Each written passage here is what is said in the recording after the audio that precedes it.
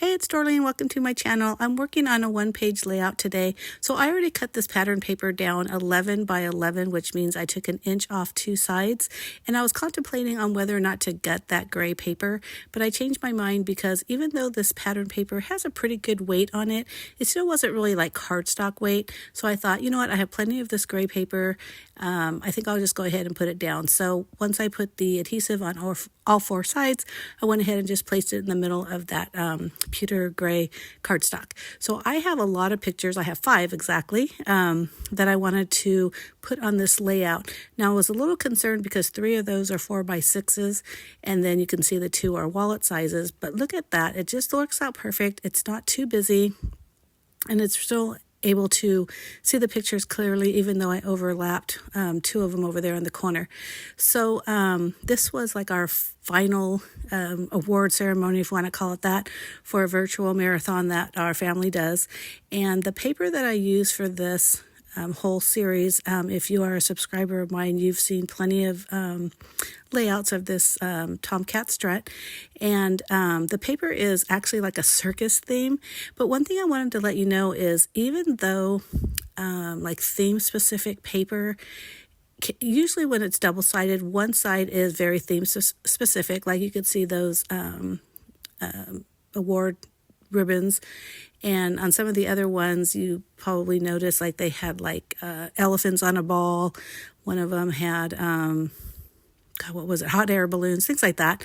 But on the opposite side, you usually get just kind of some normal stripes, polka dots, just kind of basic color, same color scheme as what the scrapbook kit is, but you get them in kind of basic patterns, so you can use them for anything. And so I was really happy about this paper pad because even though, or not paper pad, paper kit from Stamping Up, it's an old one, and I got it gifted from somebody, and I knew I was never going to use it, or I didn't think I was ever going to use it because I wasn't planning on going to a carnival anytime soon.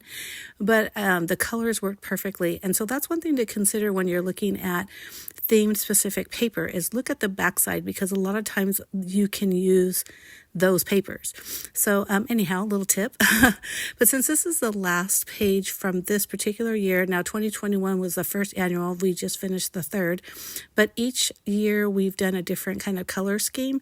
My nephew, who's a graphic designer, designed the like logos, and for this year it was kind of like this bright primary colors, yellow, red, blues, and next year in 2022 it's more like a vintage color red. So I wanted to use as many of these embellishments that I had cut out as possible, and luckily I really was down to the last ones. As you can see here, I use stars a lot through the other layouts, which you can go through my playlist and check those out. I'll try to, I can never figure out how to link it, but I'll try to do that.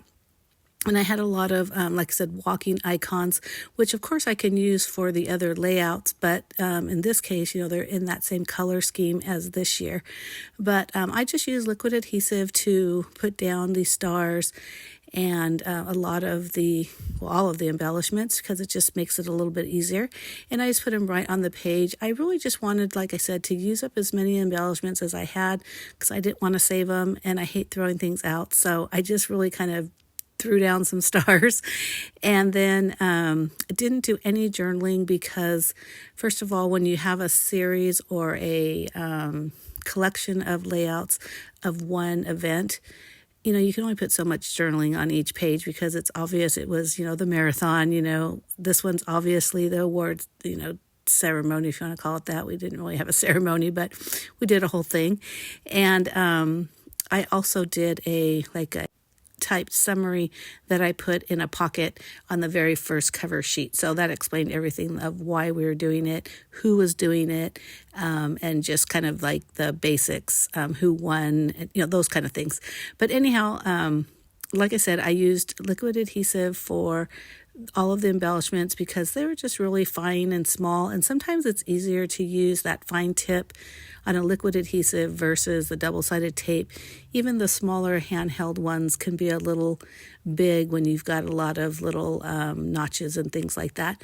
So with this one, I just put a white backing because I didn't want like the colored pattern paper to show through the walking icon or those little dashes that are supposed to emulate a street or a road. But again, that's pretty much what I've done to this layout. Super simple, which are most of my layouts. I really try to showcase the photos and, of course, use up any embellishments that I have where it makes sense. I love to focus on the photos because I think that's the most important thing. But I do hope you just like this video, and if you do, please give me a like, thumbs up. Make sure you hit that subscribe button. I do post at least 2 videos a week. One is always scrapbooking. The other is whatever it is I'm creating in the Command Center. The Command Center is the name of my craft room and also the name of my blog. And my blog will also have links to all those other videos, just all the information you need as far as the paper pack and supplies I use, things like that. But I hope you enjoy this. Thank you so much for watching, and I hope you do decide to subscribe. Thanks again. Bye.